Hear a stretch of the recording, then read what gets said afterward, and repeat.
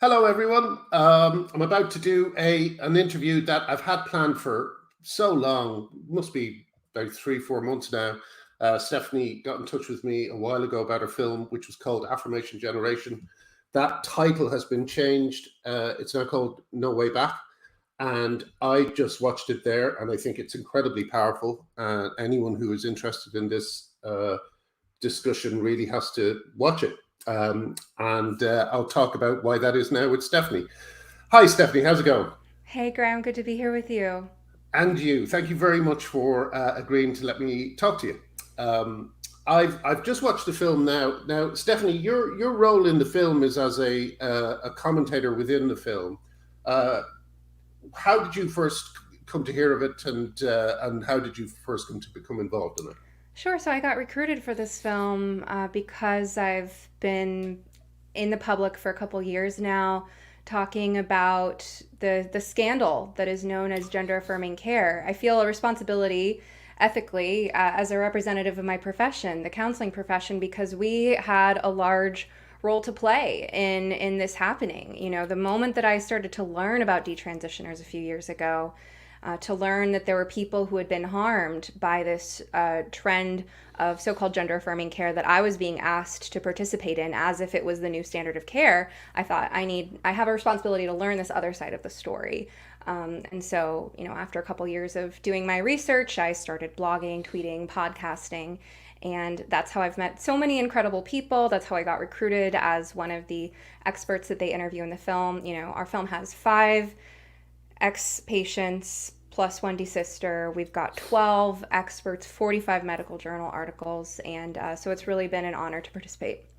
Yeah, I mean, really, there is very little coming out of this film that you feel you need to know more. I mean, sorry, that's very badly put. Well, I guess what I mean is that I, of course, knew a lot of the things within it, but some of the revelations are extraordinary. But we'll get onto them in a sec. I just wanted to speak a little bit about the nature of what you might call the impulse that a lot of kids have to transition. And of course, it's kind of connected to this. This comes up again in the film many times, but it's kind of connected to, it seems to me, the short-term euphoria that is experienced when these kids are on these drugs. How much would you say that's an aspect of what's going on at the moment? Well, absolutely. I think young people are intuitively craving some kind of transformational ritual because for as long as humans have been alive, we've had rites of passage to acknowledge puberty as being one of the most intensely transformational periods in a person's life. And the body's changing, the mind is rapidly evolving, your social positioning and your social awareness, everything is so rapidly transforming. And so, traditionally, whether it's a quinceañera in the Mexican culture, a bar bat mitzvah in the Jewish culture, Native American rites of passage, traditionally, there's some way of acknowledging, hey, you're going through something really intense and making that real, making that concrete and tangible, and having the whole community around to acknowledge your transition from girlhood into womanhood, from Mm, boyhood into manhood. And we lack that right now in our secular Western culture. Kids spend so much time on screens. They're not given sort of scaffolded levels of age appropriate responsibilities to learn and conquer new skills because all the work they do in school is so mental. mhm, Um, and so it kind of creates this ripe environment where kids are looking for something they're looking for a way to manifest their pain, for one. So if we look at, for example, the history of self harm in teenagers is a way of sort of concretizing the emotional pain and turmoil that you feel, right? So they're looking for that. They're looking for a way to be reborn, a way to mhm, symbolize that they're going through something. They're also looking for shelter from a victim class instead of being called a perpetrator, being called an oppressor. mhm. So there are all these kind of social factors. And we also know that kids who are on the autism spectrum are more likely to get swept up in this. So kids who are on the autism spectrum are looking for something really concrete and tangible, stepwise and linear that they can sink their teeth into that makes sense to them. So there's all these factors that set it up. And I think you're right when you talk about that short-term euphoria. And of course, because there is a honeymoon phase, cross sex hormones are powerful mood altering drugs, and teenagers are impulsive without a very distant time horizon. Their prefrontal cortex has got years to go before they can even see into the future. Yes, yes. There's a brilliant bit in the piece or in the documentary where it says teenagers are never wrong about anything, and what they want right now is best. You know what? I have to tell you, it was so refreshing. I put on a Detrans Awareness Day event here, March 12th, here in Portland, Oregon, and brought together a bunch of people from the local community. And we showed this film. And in that very moment, it was one of the Lisas. I think it was either Lisa Littman or Lisa Sullivan. I think it was Lisa Littman who said that. Yes. The whole room laughed when she Yes. said teenagers are never wrong. Everyone laughed. It was so good to share that moment with people. But it's only half of the thing, because what Lisa says is that a whole medical model has been based on this assumption that when a teenager tells you something, it's true, which Yeah. would be a disaster if any parent applied it even to something like going on holiday, let alone their future health care. It's extraordinary that teenagers suddenly assume so much power in this, isn't it? It's like, since when is that how we do things? Yeah, yeah. No, it's crazy, and like I think. Do you think also that there is? I want to keep talking about the thing you just brought up there, that there's no kind of rituals now involved with hitting certain stages of your life. Don't you feel also that there's a sort of as well as the kind of what might you call it, ritualistic side of life going along with religion, but also the internet at the same time that it destroyed music, it kind of connected all these teenagers. And it used to be that music was another way of going through these stages and experiencing these things and vicariously experiencing these things. And drugs were very connected with with music as well.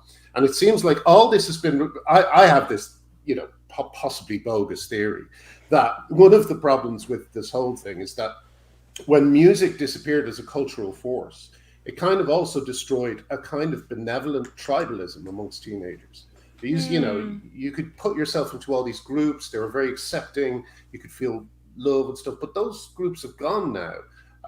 And in their place is this kind of mass self-analysis machine that the internet has provided.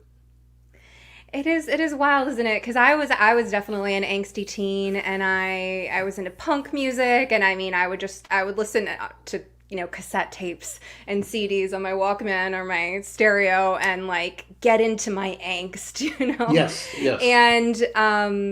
and now I don't know what the young people are listening to these days, but when I was working with trans identified youth, they were listening to the same music I listened to in the 90s. They were listening to Green Day, but they called it old school Green Day, which was hilarious to me. I was like, oh, well, we used to call it Green Day when I was your age. Yeah, yeah.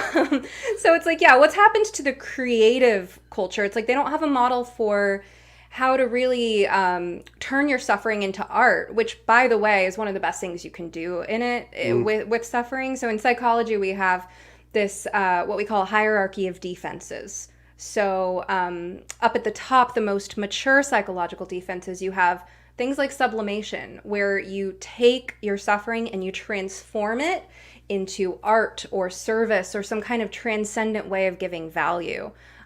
Humor is also up there. On the lower end of the scale, you have things like projection. That's a lot less mature, right? So it's like part of being a teenager, the way you and I experienced it, was we had to grapple and find things like sublimation and humor as ways of dealing with our pain. And this generation, I don't know if they have the patience or the attention span or the role modeling to really turn their suffering into art. And I think a lot of that creative impulse is getting channeled into this nonsense, like making up new sexual identities and gender identities and flags and pronouns. Like that's where all their creative energy is going. It's sad. Yeah, and when you think about it, that's another reason why the movement is so powerful, because if teenagers and young people's, all their energy is going into creating this kind of edifice. That's a lot of energy.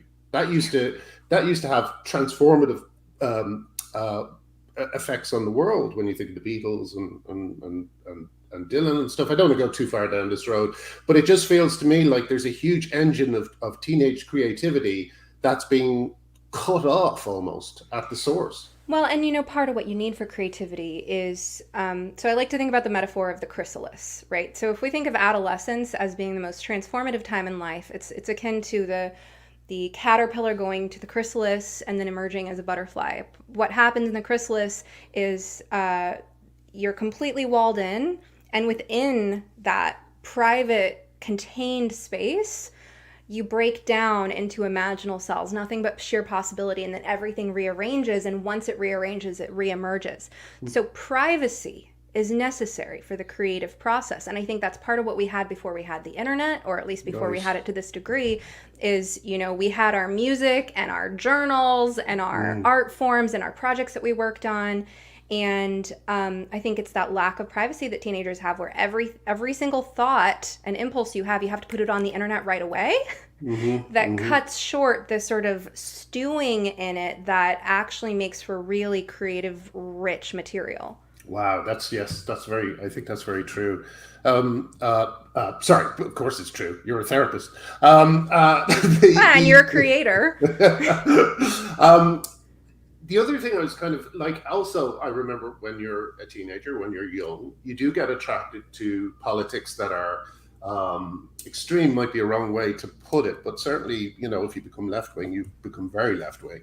Absolutely. Yeah, and it does seem to me that there is an element, and I'm wondering whether this may not be something you do have many thoughts on, but there's an element of political recruiting to this movement. Can you talk a little bit about that? I see you nodding, so you do agree. I resonate so much because I would have been one of these kids. I know some detransitioners hate it when I say that. They're like, you can't possibly know what we've been through. And I'm like, I would have been one of you, I swear. Yeah.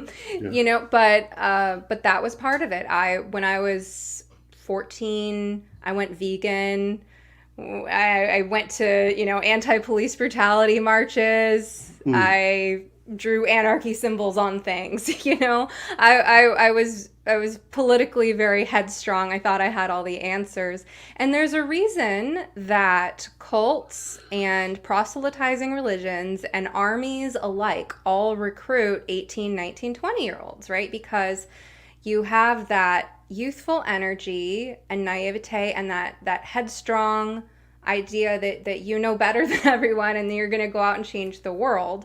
And so you make great foot soldiers for someone with an agenda that you might not be privy to. I see that same kind of stuff going on today, and I think with the young activist teachers, a lot of teachers here in the US at least, being in their 20s, not having kids yet, not having been humbled by life experiences, it's sort of like the blind leading the blind and recruiting each other. Yes, yes. It seems that it does seem that it does seem to have kind of infected the teaching profession more than other professions. But speaking of which, one of the interesting things in the film is when you talk about how I don't think it's you specifically talking about it, but how the organizations of pediatricians have been captured. And how again, like in all these other, or we of course know it over here, it's the same story in the NHS and every other institution over here. It's really just a small number of activists pushing a wider agenda on a whole organization whose members may not actually be going along with it.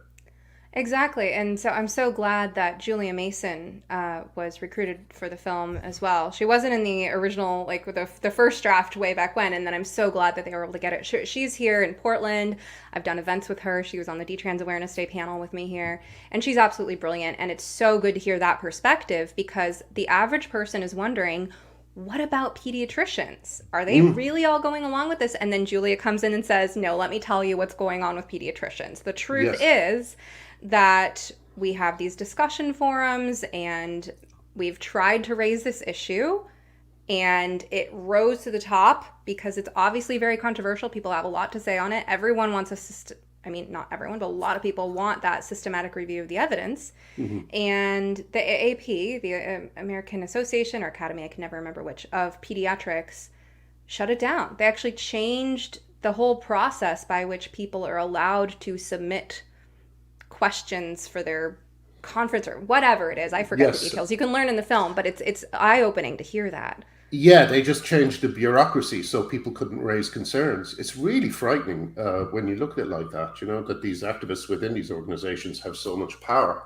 The other thing that's very frightening in the film is when you go into detail in the first half of the film about the actual medical. Like I often, when I'm talking about this to people, I often talk about putting kids on a medical pathway. It's one of those things that we've repeated a million times, and sometimes you kind of forget about what that actually means and what that involves, and the effects of estrogen on men and the effects of testosterone on women are horrifying. They're absolutely horrifying. Stella O'Malley describes in the film. Stella's a friend of mine, by the way, who I love very much, great friend. And Stella describes it as like putting diesel in a petrol tank, which I think is a brilliant explanation. But can you go into what a young person of either sex, and we could start, let's do both, but let's start with one or the other, is going to experience when they start taking cross-sex hormones and puberty blockers? Sure. So, starting with puberty blockers, we know that puberty blockers are sort of falsely marketed under a number of lies. One is that they're reversible, which they're not. There are lifelong consequences, and puberty is such an important, time-sensitive project. You can't just interrupt it and pause it and not have downstream consequences. We could get into the details of that, right? But so they're not reversible, and they're not a standalone intervention because they've been sold as time to think. Yes. Right? Yes. And so what makes us think that nature's timeline needs to be interfered with, right? You had your whole childhood before that, but it's this idea of buying time to think. But then why, if it's time to think, is it that 95% plus of children who go on to puberty blockers end up going on to cross-sex hormones? Whereas when kids are not medicalized, there's a natural desistance. Now, Yes. lot, and I just want to broaden this for a second to say a lot of diagnoses, psychiatric diagnoses in the DSM-5, anything that I could diagnose as a licensed mental health practitioner, they're not life sentences. Now, if you have something like schizophrenia or a personality disorder, now that's more of a life sentence. But most psychiatric conditions are things that people can grow out of and heal from and recover from. And gender dysphoria is no different. If any, I would categorize gender dysphoria as a symptom of any one of many possible underlying issues. But in any case, we know that if kids are not interfered with, they tend to desist. Exactly, right? They just need to grapple with life and puberty and their sexuality and their trauma and whatever. But in any case, so puberty blockers are the first step, even though they're marketed as just time to think and fully reversible, as if it's just a kid's going to stop after 6 months. More likely they go on to cross-sex hormones, and these hormones and surgeries, they can go in any order, right? Some girls get mastectomies before they go on testosterone, some after, but usually if someone gets surgery, it's top before bottom. These are of course euphemisms. When we talk about top surgery, we're talking about elective double radical mastectomy or breast implants for males. When we talk about bottom surgery, we're talking phalloplasty, vaginoplasty, orchiectomy, all of these nasty surgeries with all these complications. But basically, in any case, the youth gets put on this pathway, and then, as we talk about this in the film, the dysphoria moves around, right? So because it starts with a fixation, and the pattern looks a lot like obsessive compulsive disorder and body dysmorphia. So it starts with maybe a fixation on, I don't like my voice, it's so squeaky high, or I don't like my body, it's so curvy, right? So then the voice lowers, or the breasts come off, but then it's like, well, now my hips are too curvy, or now I'm too short, or, it just keeps moving around. Why? Because you've been building those neural pathways associated with fixating on this and feeling like the solution is always around the next corner. So it becomes this kind of wild goose chase. And sometimes there is this, like you say, this short-lived euphoria, whether that's partly placebo because a person's been thinking this is going to solve my problems, whether it's the social reward of getting all the likes and attention on social media, or being this protected class that all your Hmm. friends will stand up for at school, or whether it's the fact that these are mood-altering drugs. Yeah. Testosterone has this impact on females. It has this impact on everyone. It's an antidepressant. So with females, testosterone could go either way. Some females feel more confident. They feel relief from their sense of fragility and their mood swings. But some also feel aggressive, angry, mood swings, even psychosis is a risk factor with testosterone. Yeah, and also the effects on the heart are extraordinary. I took down the list of what was down here. You Yeah. have increased risk for this is for males now. Sorry, I'm Okay, moving go on to for it. males. Hmm. But the risks of cross-sex hormone therapy estrogen for males include blood clots, breast cancer, Yep. heart disease, stroke, gallstones, and elevated cholesterol. So, like, isn't there, don't you think, is there an aspect, do you think, there's a joke about a guy who jumps off a building and thinks he can survive, and at every floor he goes, so far, so good. Isn't that what's going on a little bit? That you have a kind of a bunch of people who are all still very young and are still kind of experimenting on themselves, and the results just simply aren't in. Well, and it's so disturbing to me as a mental health professional that all of this is being done in the name of mental health and suicide prevention. Mm. Because, we know that it has the opposite effect. There was a study cited in our film that shows that long term suicide risk for people who go through these surgeries is 19 times higher. But 19. 19 times higher. Some people think that means 19%. No, it means 1900%. That's what we're talking about. But I can tell you why, just by extrapolating, just by putting two and two together, right? Hmm. We don't have to have the studies to show exactly why that thing is, because I can just tell you what we know about suicide in general. So Hmm. we know that with suicide, there are risk factors and protective factors. Okay. So risk factors include chronic pain and disability. What Hmm. does gender affirming care do? It induces chronic pain and disability. Yes. Protective factors include relationships and especially responsibility to loved ones. Gender affirming care makes it harder to find a normal, healthy sexual relationship and harder or impossible to have children to whom you are responsible. So you're taking away that protective factor of relationships. You're Yes. adding the risk factor of chronic pain and disability, and there are so many other things like this. Yeah, and there are also like the encouraging of young people to go no contacts in quotes with their family. Right. That's not going to help either. There was that extraordinary story about one girl who was on the streets. I think well, I think there's a few examples like this of girls who are now living on the streets because they've broken off all contact with their family because their family don't accept that they're boys. Oh, and do you know what's happening here in the States with our so-called sanctuary states? Oh yeah, So no, I don't. I'm in one of these states. So I'm in Oregon. So the whole West Coast, Oregon, California, and Washington, is all doing this, and several other blue states around the country, pushing for legislation that they call it sort of a sanctuary state. So the myth goes that these are the wonderful states that are saving trans kids, protecting them from their horrible, bigoted parents who want them Mm, dead in the trans genocide. That's the myth, right? mm, mm. But what the laws actually do is they enable children to run away and go and basically become a ward of the state. And just as long as their parents don't affirm their identity. So here in Oregon, we just passed this horrific bill that it's like 40 pages, and it's got abortion mixed in with it and everything. The Yeah. abortion part, by the way, I have a problem with because it allows for sex trafficking. There's no minimum age Hmm. that a girl has to be to get an Hmm. abortion without parental consent. So who benefits from an 11-year-old getting an abortion? Is it the 11-year-old or is it the man who's sex trafficking her, right?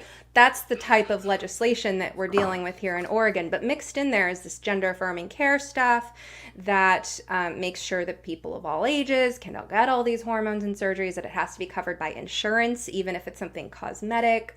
They have to call it medically necessary. So the thing is, it creates a dynamic that sets up youth that are ripe for exploitation. And unfortunately, I've heard horror stories of youth running away because that's what they're being told by these predators on the internet that they should do. If they have these horrible bigoted parents, they should run away. Mm. And then they end up on the streets, Yeah. and they're likely to become victims of sexual abuse. They're likely to get hooked on drugs. Another thing we don't talk about enough as a society is that there are young people who are getting hooked on opioids specifically because they're prescribed opiates to help recover from the pain of these horrible so-called gender affirming surgeries. So That's just there's a extreme. young woman who shared her story. This isn't in our film, but just someone else I saw, um, who talked about developing an addiction to, I don't know if it was OxyContin or what, but it was because she had a phalloplasty, and that the pain is just Yeah. unbearable. Now, hang on a sec. This was a young woman. A phalloplasty is the one where you, oh, so the pain on her, of course, they take the skin off their arm to form the, Right. I'm not sure if the pain was from her arm or leg or in her groin, yeah. but these surgeries have a lot of chronic pain associated with them. I shared a photograph. I think it's possibly one of the reasons why I'm shadow banned on Twitter, but I shared a photograph of a phalloplasty recently. Mm. And it's like a kind of a I don't know how you would describe it. It almost looks like something like something you'd find in a butcher's. That's just been slammed onto this girl's waist. It doesn't seem to have any function. I could be wrong. Does it? Is there any functionality to these fake So the penises? rate of complication is near 100% with these types of surgeries. Any kind of bottom surgery, whether it's phalloplasty, vaginoplasty, orchiectomy, all these surgeries, they have such high complication rates, and so part of that has to do with the lengthening of the urethra or the creation of a fake urethra, and then part of that has to do with like I haven't looked. There's only so much I can take when it comes to like looking into the gruesome details of things like sexual functioning, but the idea with a phalloplasty is that there's a way to like pump it artificially to get Right. like a fake half erection. And you got when you find out this stuff, it boggles the mind, because you think how deeply entrenched in what kind of, pardon my language, but mindfuckery do you have to be to look at this and say, yes, I want that for myself. I want that for someone else. I want people to have the right to do that. Like, you have to have completely lost touch with your own Yeah. sensibilities. Yeah, and in fact, that kind of leads me on to something I did want to I want to talk about, because not just the people who want to have it done to themselves. I suspect that a lot of the time they're just not really, they don't really know what they're signing up for. There's an incredible there's an incredible quote with Stella in the film, where she says she spoke to one young woman, and she said, and Stella was trying to tell this young woman of the complications that would happen to her because of testosterone. And because she was a woman, because of the effects of testosterone on a woman's body. And she said, oh, no, it's okay, because I'm really a man. Now, that is mind blowing. And the fact that no one, that Stella is the only person who might have said otherwise to her up until that point, is extraordinary. And it leads me to ask a question. The people, like, I don't know how the doctors who are doing this can look at it and think, yes, I'm doing something good for this person. What do you think should happen? I mean, I've heard people talking about a Nuremberg style trial for medics who are involved in this. But what do you think? Do you think that these people are culpable? Do you think they should be made culpable? Or do you think that there's a lot of kind of victims within the medical industry as well who are just doing things because they're scared of losing their jobs? Not that they should do them anyway, but I'm just Gosh, wondering where it's you are on that. it's Repercussions. it's such a complicated question, because when you look at it at the scale of each individual, Especially when you look at the doctors that are the most aggressive with it, like Dr. Gallagher, you know about her? Oh yeah, yeah. Like, I mean, using TikTok to advertise and glamorize to children about eating the teats, like that feels sociopathic, Yeah, right? And yeah. and so of course there's a desire to see justice served with the doctors like that. But Mm, there's so many people in between that it like, do we need to hold each one of them individually accountable when and could we, when they were just following orders, right? Like, who do mm. we ascribe the responsibility to? That's why I felt like I had to just break free as a therapist from, like, okay, I understand that this is supposedly the norm now for how we work as a field, but like, that's not what my ethics tell me, and that's not what our established theories would have us do in any other situation. But what, as for what kind of justice can be served, I think we're going to have to see the first few lawsuits. Right. I know you've had some lawsuits in the UK. Here in the US, we haven't had any lawsuit completed yet. So there are some in the works. Chloe Hmm. Cole, Layla Jane, Camille Kiefel. I think there might be a few more that I can't think of off the top of my head. Yeah. And so we need to see what happens with those lawsuits. But then I think we need class action lawsuits at the same time as we need the laws to change. But as long as the laws permit this type of behavior, then the doctors were operating within the scope of the law. So then it's going to have to be, I mean, there's going to have to be evidence that an individual was harmed or that a group of individuals, a class action lawsuit, was harmed. Yeah, but I think we're going to get that, aren't we? I mean, we're now coming. We I guess it's time for the first generation of kids who kind of developed ROGD. Sorry, to people who don't know, that's rapid onset gender dysphoria, who are going to be hitting those medical walls right now. So I guess that's not out of the question that that's going to happen pretty soon. But anyway, that wasn't a question. So it's not really a good thing to lead to. Can I go on to finally asking? A lot has changed since since the film was made. It's almost like it's almost like the ground is changing every day now. There's extraordinary things happening. Are you optimistic about how, like, obviously there's a lot of people whose lives have been, terribly harmed by this, but in terms of stopping future generations from going through it, do you think there's hope for, do you think the mood is changing over there, especially in I the States? I think we see evidence in both directions. So in the states, we have, at the same time as we have states like Oregon, Washington, California becoming these sanctuary states that are writing into law statutes that enable horrific child abuse. At the same time as we have that happening, we have other states passing laws to protect minors and ban these procedures for people under 18.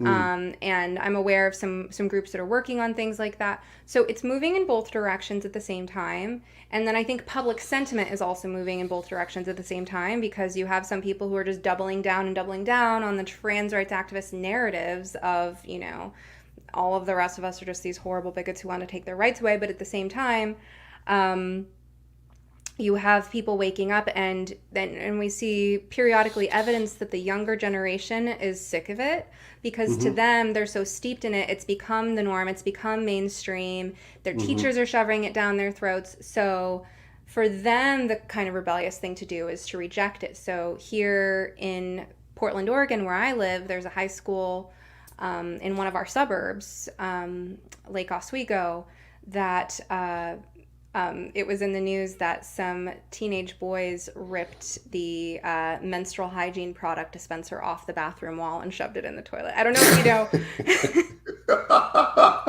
That's great. That's a public service. Well, so there's something called the Menstrual Dignity Act in Oregon that requires that all public schools of all ages put feminine hygiene products in all bathrooms. Oh, there's a great one. Sorry to interrupt you, Stephanie, but in the Dáil, which is like the House of Politics in Ireland, they have tampon dispensers in the men's toilets, but there's no tampons in them. They just keep them empty. because there's no demand for them. It's extraordinary. I mean, when I grew up, the tampon dispensers were always empty, and you just had to bring your own, and you didn't have them in elementary schools. Mm, It's it's like going out of their way to virtue signal by providing products that weren't even available when I was growing up, and somehow we managed. mm, Um, mm, yeah. so there are these signs of things like that where the younger generation just isn't having it, and they feel sick of it feeling forced down their throats. But I don't know what's going to happen. I think the biggest barrier is the hubris. It is the Hmm. sort of narcissistic compassion, as Jordan Peterson calls it. This, and it's Mm, this psychological attachment, this egoic identity attachment, not on the trans rights activist part because they're still just such a small part of the population, but on the part of all of their flying monkeys, so to speak, and their handmaidens, mm, the people who are just so smugly confident that they're on the right side of history. I feel like when I encounter that energy, as I have when I've tried to talk to some of my state lawmakers here, it's that smugness that concerns me the most, because that's the biggest barrier to having that aha moment of realizing, oh my goodness, I thought I was doing the right thing. Now I realize I was not. For me, yeah, that was a breakthrough moment. I had that moment 3 years ago when I yeah. realized, I thought that affirming transness was the right thing to do. Now I realize it's the wrong thing to do. And here I am 3 years later, making it my personal mission to make amends for the wrongs that my profession is responsible for. And I personally really love redemption and transformation and healing and forgiveness. I love that stuff. I feel like that's a big part of what I support people with in therapy in general. But I think some people just have this big psychological barrier to whatever would need to click for them to go, oh my God, I was wrong. I participated in harm. I'm so sorry. Now we have to fix this. Yeah, I've heard a phrase that's come up a lot in this fight, the sunk costs fallacy. Do you know this Yes. one? Yeah. Oh, it's a huge, It's like yeah, it's it's, like it's like so bad that it's actually destroying society at the moment in a way should we because we're. explain that for people who are just hearing this for the first time? Yeah, maybe you do better than I would. Sure. So the sunk cost fallacy, I often kind of describe it as summed up in the phrase "don't throw good money after bad." Mm, So it's this idea that when you have invested something of yourself, whether it's time, money, hopes, dreams, reputation, mm, energy, a mm, chapter of your life, when you've invested in something, you become attached to it. And there is this tendency that even after it starts to become really apparent that you are not going to get that investment back, let's say you've put years of your life into a relationship with someone that would not make a good parent and you're looking to mm, have children, right? mm, Or mm, you've invested years of your life embarking down a career path that makes you miserable and you've still got 30 or 40 years of work ahead of you. You're on this path. It's become apparent. You're like, I am not going to get what I want out of this. It's mm. not paying off. There is still a tendency, instead of cutting your losses and saying, well, I just threw the last 3 years away, but I better start over now. Mm, Instead of mm. doing that, you go, I just got to work harder at it, right? You invest Yes. even more because of that attachment that you've formed. So that's the sunk cost fallacy. And I think it is that egoic attachment to being on the right side of history that is the sunk cost fallacy, why so many liberals are just But deaf to this. there's a flip side, isn't there? Because like I think that it's not just the feeling of being on the wrong side of history or being on the right side of history. They know that if they read these articles about the effects, they watch films like your one, that they will find out just how badly they've got it wrong. So I would imagine there's an immediate defense to like most of the time when I argue with people about this, they simply haven't a clue any of it is happening. They have no idea that there are, things like that. Like, for instance, the Tavistock closing.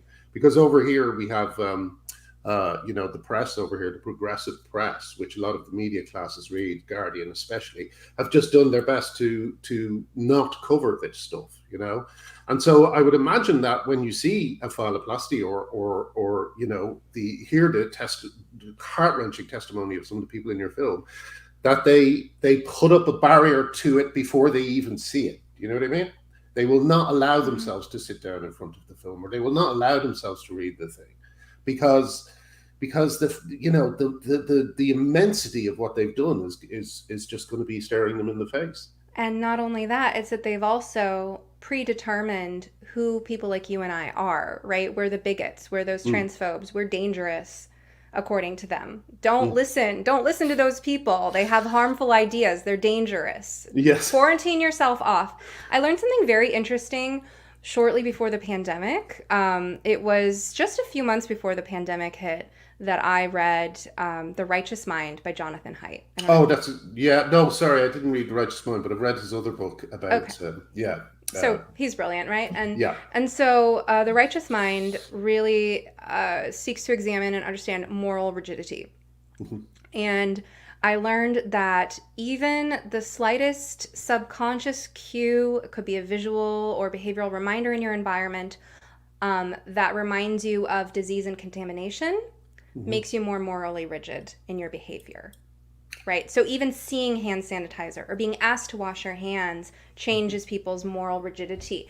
And I learned this going into the pandemic. And then the pandemic hit, and I was like, wow, what is this doing to our psyches that we're constantly being reminded of the threat of pathogens? So I think Mm. 3 years into this, plus, we're now at a point where people are, kind of borderline delusional, a little bit paranoid about the fear of contamination from others' ideas. And so people like you and I pose a threat because we're seen as psychological contaminants that you're not supposed to hear from. So I think part of the sunk cost fallacy of these sort of liberals that are closing their ears to people like you and I is that in addition to admitting that they've done harm, Mhm. and that being something that's really hard to grapple with, there's also a resistance to realizing that another bad thing they've done is miscategorize good people. To change Yes. their mind and realize, like, all the people like you and I who have been trying to warn them, trying to get their attention, trying to talk about this, we're not actually the demons they've made us out to be. We're actually decent people, and they're the ones who have been unreasonable by refusing to listen to us. Oh yeah, I have several threads on my Substack of just all the people who have had loved ones just completely ghost them and cut themselves out of their lives because they don't go along with this stuff. So there's going to be all sorts of cleanup jobs to be done after all this. It's such a significant moment in our history, but I think the film has really captured it. I think you're going to pique anyone who watches it because once you face the medical reality of what's going on with these kids, and once you face the reality of what the detransitioners are talking about and the therapists are talking about, I just don't see anyone who sees this film coming away unaffected. Oh, So thank you. The yeah, producers put so much thought into making, like, if there is one thing you do to address the gender crisis, watch this film. So we yes. did try to make it as comprehensive as possible, and it's really good to hear that feedback. Well, I've taken screen grabs of about 10 facts from it, and it's all just extraordinary. So Oh, please, excellent. when it comes out, please do go and see it. If you just let me know where, how I can promote it and stuff. I'll put the link below and Well, all let that me type just of give thing. this plug. Yes, Here in the United States, I'm so glad we're live streaming that, because that means we have a full 11 days between the people who are watching this now and the people who are going to watch this in the next 11 days. Because here in the United States, we are going to be showing in select AMC theaters. yes, I've already great. had people reach out to me, frustrated that it's not showing in Portland to see. Well, actually, no, it might be showing in Seattle.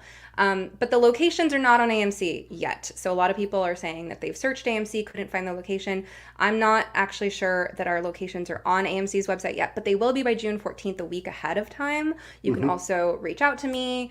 So the film No Way Back, The Reality of Gender-Affirming Care will be showing in select AMC theaters around the United States one day only, June 21st at 4:30 and 7:30 p.m. If enough people show up to that, they might do a second day on Sunday, June 25th. But we really want people there in theaters. That's going to be a huge. And then after that, starting July 2nd, that's when it can be watched online or in DVDs. And all the information for that is at nowaybackfilm.com. Brilliant. Stephanie, thank you so much and congratulations. I think it's a major step in clearing the air on all of this stuff. Thank you, So, Graham. This has been great. okay, hang around and I'll say goodbye properly. I'll just say goodbye to all these people. Okay. So Bye, people. nearly insulted them. Bye, people. See you in a sec. Bye, Stephanie. Thank you so much. And yes, thank you very much, everyone, for joining in. Sorry, that sounded like I was about to say those idiots, these idiots. I wasn't. I promise. I love you guys. Thank you very much for that. It is a great film. It's really worth watching. Some of the stuff in it surprised even me, and I've been following this very closely for years. It's really a must watch experience. It's No Way Back, and it'll be opening soon, and I will let you know where you can see it. All right, everyone, see you soon, and have a lovely